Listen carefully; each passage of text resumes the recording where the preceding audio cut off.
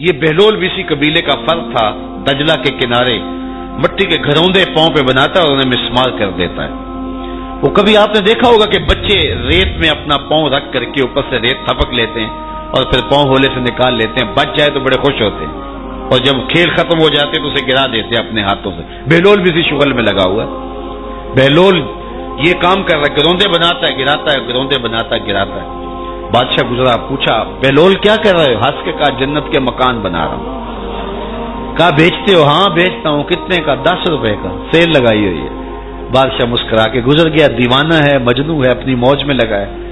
پیچھے سے ملکہ زبیدہ بھی آ رہی تھی، اس نے بھی دیکھا، کہا بہلول کیا کر رہے ہو؟ کہا جنت کے مکان بنا رہا ہوں۔ کہا بیچتے ہو؟ ہاں 10 روپے کا بیچتا ہوں۔ 10 روپے بادشاہوں کے لیے کیا ہوتے ہیں؟ 10 درہم نکالے، اس کو دیے، اس نے دریائے دجلہ میں پھینک دیا۔ فقیر اتنی دیر تک فقیر نہیں بنتا، داتا صاحب فرماتے جب تک مٹی کا ڈھیلا اور سونے کی ڈلی اس کی نظر میں برابر نہیں ہو جاتی۔ اور ایک مکان کے گرد، ایک وہ گروندے کے گرد دائرہ لگایا، کہا یہ تیرا ہوا۔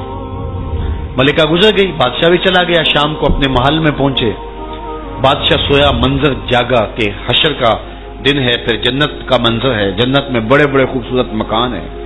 ایک مکان تو بڑا ہی اچھا لگا، تو جی چاہا کہ اس مکان کو دیکھوں۔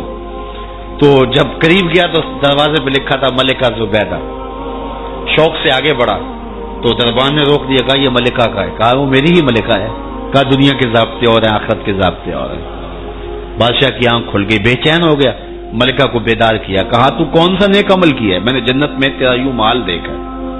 ملکہ کہنے لگی وہی معمول کی نمازیں، وہی سب کچھ، کوئی نیا کام تو میں نے کیا نہیں۔ ہاں یاد آیا، کل گزر رہی تھی، دجلہ کا کنارہ تھا، وہ جسے لوگ مجذوب کہتے ہیں، وہ جو دیوانہ کہلاتا ہے، وہ بہلول، وہ جنت کے محل کہتا تھا وہ بنا رہا تھا۔ میں نے کہا چلو کوئی بات نہیں، فقیر ہے، 10 روپے کیا ہوتے ہیں، تو میں نے 10 روپے کا ایک محل خریدا تھا۔ بادشاہ سر پکڑ کے بیٹھ گیا، وہ تو مجھے بھی کہتا تھا، میں دیوانے کی بات سمجھ کے گزر گیا۔ اگلے دن بادشاہ قصدن گزرا، جب قصدن گزرا نا تو دل دھڑک رہا تھا کہ کہیں مجذوب پھر آج مل جائے اور اسی موج میں ہو تو کام بن جائے۔ دیکھا تو بہلول وہاں بیٹھا ہوا ہے، آگے بڑھ کے دیکھا تو کام بھی وہی۔ بادشاہ پھر رک گیا، پوچھا بہلول کیا کر رہے ہو؟ اب دل دھڑک رہا تھا کہ مجذوب ہے، کوئی اور بات کہہ دے تو چلو اچھا ہو کہ وہی جواب دے دے۔ اس نے وہی جواب دیا، جنت کے محل بنا رہا ہوں۔ بادشاہ کا کچھ دل ٹھہرا، پھر کہا اچھا بیچتے بھی ہو؟ ہاں ہاں بیچنے کے لیے بنا رہا ہوں۔ بادشاہ ادھر جیب میں ہاتھ ڈال رہا ہے اور ادھر پوچھ رہا ہے کتنے کا؟ کہا آدھی حکومت لگے گی۔ کہا کل تو 10 روپے کے بتا رہے تھے۔ کہا کل تم نے دیکھا نہیں تھا، آج سودا دیکھ کے لے رہے۔ اللہ تعالیٰ ارشاد فرماتا ہے انما تنذر من اتبع ذکر وخشی الرحمن بالغیب، جو ان ڈٹھے سودے کرتے ہیں، جو بغیر دیکھ کے کرتے ہیں۔ اچھا چلو ایک خوشخبری میں آپ کو بھی سناؤں، اور وہ خوشخبری رسول اللہ کی زبان سے۔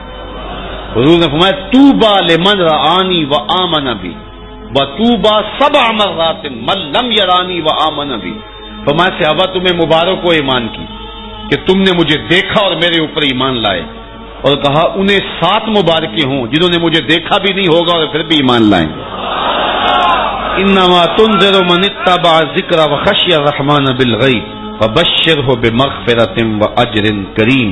ان کو بشارت دے دیجئے بڑی عزت والے اجر کی اور خوشخبری بھی۔ تو جس اجر کو میرا رب بھی کریم کہہ رہا ہے وہ اجر کیسا ہوگا؟ تو یہاں تو لہجہ دم توڑتا ہے اور الفاظ ساتھ نہیں دیتے کہ اجر کریم کی کیا تعریف کریں جس اجر کو میرے رب نے بھی کریم کی صفت سے موصوف کر دیا ہے۔